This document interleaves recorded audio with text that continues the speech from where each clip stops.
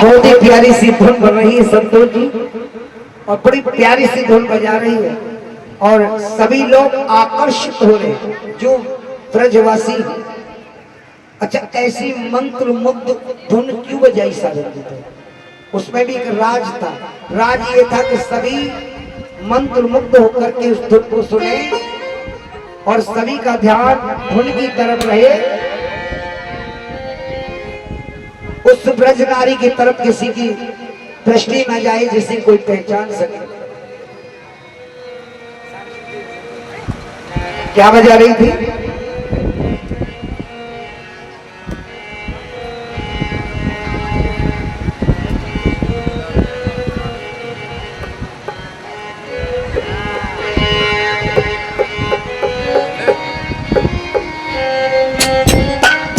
ये कह रही थी कि ब्रज नारी बन के चाली घुंघटा संभाल,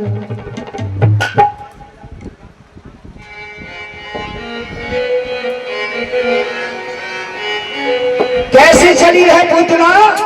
कि ब्रज नारी बन के चाली घुंघटा निकाल के, ब्रज नारी बन के चाली घुंघटा निकाल के, ब्रज नारी बन के चाली घुंघटा निकाल के, ब्रज नारी बन के चाली घुंघटा निकाल के, ब्रज नारी बन के चाली घुंघटा निकाल के, और रखती कदम को देखो कैसे संभाल के, रखती कदम को देखो कैसे संभाल के, रखती कदम को देखो कैसे संभाल के।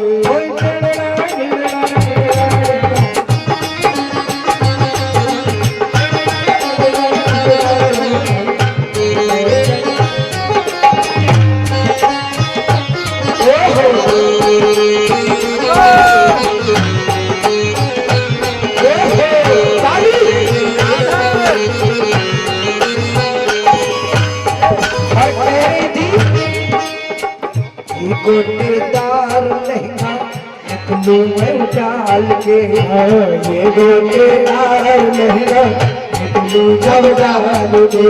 ब्रजनारी बनकर के आज ब्रजवासियों को लुभा रही है पूतना और गाती जा रही है। ये गोटेदार लहंगा निकलू जब डाल के, ये गोटेदार लहंगा निकलू जब डाल, ये गोटेदार लहंगा निकलू जब डाल के, ये गोटेदार लहंगा निकलू जब डाल के, ये गोटेदार लहंगा निकलू जब डाल के। तो चोरियां जल जाए, चोरियां जल जाए तेरी मतवाली चाल के, चोरियां जल जाए तेरी मतवाली चाल के।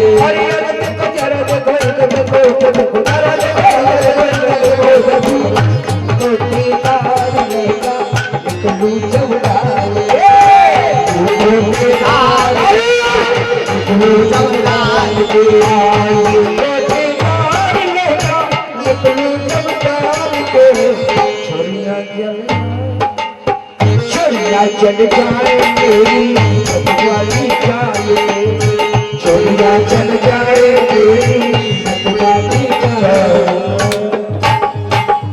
आज पुतना ने भेष बदला ब्रजनारी बनकर के आज कातिल जैसी निकली और हाथ में सारंगी। सभी लोग उसे देख रहे थे, उसके मुख की ओर कोई नहीं देख रहा था। आधा घूंघटा निकाला था, होंठ होंठ दिख रहे थे उस नारी के। उन्होंने कहा ये बड़ी गजब की कोई नारी है, देखो कितनी मंत्र मुग्ध करने वाली इसने धुन निकाली है, धन्य है प्रभु। और इसका गला कितना सुरीला है, जैसे कि इसके गले में साक्षात सरस्वती मां विराजमान है। सभी कायल हो रहे थे उसकी आवाज। चलती जा रही थी लेकिन किसी ने न कहा किधर को जा रही, तो वो सीधी कहां पहुंची? बाबा नंद के द्वार पर। सभी को अपने आवाज से आवाज के जादू से आकर्षित किया और सीधी पहुंची बाबा नंद के यहाँ पर, जहां पर मैया अपने रसोड़े में थी। मैया रसोड़े में दूध उबाल रही थी। भगवान श्याम सुंदर ने नेत्र बंद कर दिए थे। आंगना में पलना पड़ा हुआ था। पलनी में यशोदा का लाल झूल रहा था। मैया ने विचार किया कि जोर का झटका दिया कि जब तक मैं वापस आऊंगी मेरा लल्ला सोता रहेगा। बोलिए गोविंद। हर माँ का यही भाव होता है। माँ का क्या भाव होता है भक्तों, कि मेरे लाल को कोई कष्ट न हो, मेरा लल्ला सुख की नींद सोता रहे, इसी कोई कष्ट न आए। हर माँ का दायित्व होता है, फर्ज होता है। तो वही यशोदा ने किया और उनका तो डबल दायित्व था। क्यों? बुढ़ापे में जो संतान हुई थी, बिन मौसम के वर्षात हो गई थी, उम्मीद नहीं थी कि बाबा नंद के यहाँ भी लल्ला है। 60 साल की उम्र थी, चांस खो दिए थे, लेकिन ये तो गोल्डन चांस मिल गया कि भगवान ने स्वयं आकर के उनके पदार्पण किया है। बोले गोविंद भगवान। आज भगवत प्रेमियों, मैया जान ही नहीं थी, लेकिन कन्हैया ने नेत्र बंद किए। मैया को विश्वास हो गया मेरो लल्ला सो गए, अब जागने की कोई बात नहीं, अब तो मैं रसोड़े को काम कर सकूं। तो जैसी रसोड़े में गई, लेकिन जरा सी आहट हुई, फिर वापस आ गई। कन्हैया ने कहा ये नहीं से जाएगी, कोई ना कोई तो करिश्मा दिखाना ही पड़ेगा। तो क्या किया? रसोई में जिन हाड़ियों में दूध उबल रहा था, एक साथ में 2 हाड़ियों का दूध खौलाने लगे, उबलने लगा, निकलने लगा, हाड़ियों से निकला। और जब झंझना की जो मधुर आवाज आती है, हमारी माताएं बहनें उफनते हुए दूध की आवाज को अच्छी तरह पहचानती है। भाई लोग नहीं पहचानते, है ना? एक कान रसोड़े में था और एक कान लल्ला के पास था। बोलिए गोविंद भगवान जी। जैसे ही दूध निकलने लगा, मैया ने एक झोटा मारा और दौड़ करके गई। देखा कि वास्तव में दूध निकल रहा था। जलपात लिया, जल के 2 चींटी मारे, दूध को शांत किया और मुड़ी चलने के लिए कितने में दूसरी 2 हाड़ियों का दूध उन्हें शांत किया। 3री का, 4थी का, 5वीं का, 6वीं का, इस तरह से अब तो रसोड़े में चक्कर लगाते, जल के चींटी मार मार के मैया परेशान हो गई, पसीना। और इतने में पूतना घुसी। लेकिन पूतना से पहले कब बार हुआ था, जो हमारा लल्ला भी बता नहीं पाया, कि जब सैनिक आए तो वहां बहुत बड़ा करिश्मा। जब सैनिक आए, भोजराज कंस ने कहा जितने भी नवजात शिशु हैं उन सभी की हत्या कर दो। तो उन्हें खोजते हुए बाबा नंद के यहाँ पर आए सैनिक। तो मैया रसोड़े में थी। उस समय भी मैया कहाँ थी? रसोड़े में उलझा दिया। तो सैनिक अंदर को आए, उन्हें कहा, और कन्हैया उस समय 5 वर्ष के बन गए। 5 घंटे का बालक 5 वर्ष का हो गया। और 5 वर्ष का पता, और नटखट कितने थे? जैसे तुम्हारे गोपाल भैया को लल्ला है ना, जीतू को वो भतीजा, कहा नाम है बाबू? हाँ, शिवम। जरा सा इतना ही नटखट थी और वैसे ही घूम रहे थे अपने पालना के आसपास। सैनिक आए, तुम्हारे घर में कोई लाला है? हाँ है। कहाँ है? कि मैं हूँ। नहीं, अभी जो लाला हुआ है तुम्हारे यहाँ पर, मैया का लाला है। क्या है? झूठ नहीं बोलो। उन्होंने कहा कि मैं हूँ। अरे लाला बेटा, ये पालना किसका है? कि मेरा है। इसमें कौन सोता है? मैं सोता हूँ। अब कौन सोता है? वो घुमा रहे। 5 साल का बालक इस पालना में थोड़ी सोता हूँ, चक्कर में पड़े। उन्होंने बार बार यही पूछा, लल्ला एक बात बता, ये पालना किसका है? उन्हें भैया बता रहा हूँ, ये मेरा है। इसमें कौन सोता है? कि मैं सोता हूँ। इस तरह बेकी बेकी बातें की तो सैनिक समझे ये बालक अभी अबोध है, इसलिए ये जान नहीं पा रहा है। चलो किसी और घर में चल करके देखते हैं। तो वहां से चले जाते हैं। और फिर उसके बाद श्याम सुंदर फिर छोटे से बालक बने और पलना में झूलने लगे। बोलिए गोविंद भगवान। चकमा दे दिया सैनिकों को, तो आज पूतना जीतेगा। तो आज जैसे ही पूतना प्रवेश किया, नेत्र बंद कर लिया। अच्छा, नेत्र बंद क्यों किए? पिछली बार बताया था। किस किस को बताया? हाथ उठा के बताइए। भगवान श्याम सुंदर ने नेत्र क्यों बंद किए थे?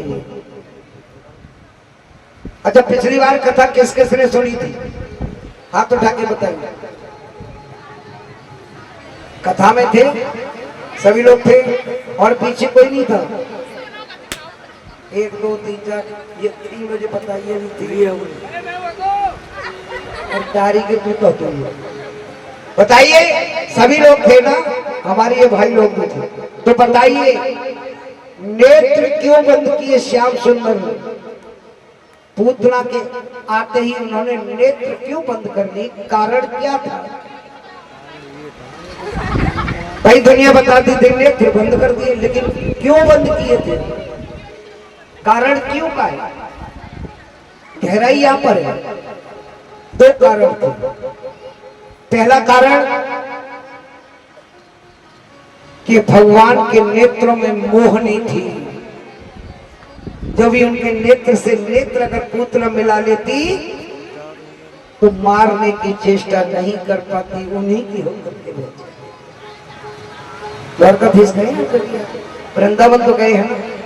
एक नजर आप बांके बिहारी को देख लेना, द्वारकाधीश को देख लेना। यदि आपको उनसे प्रेम न हो जाए, स्नेह न हो जाए तो कहने।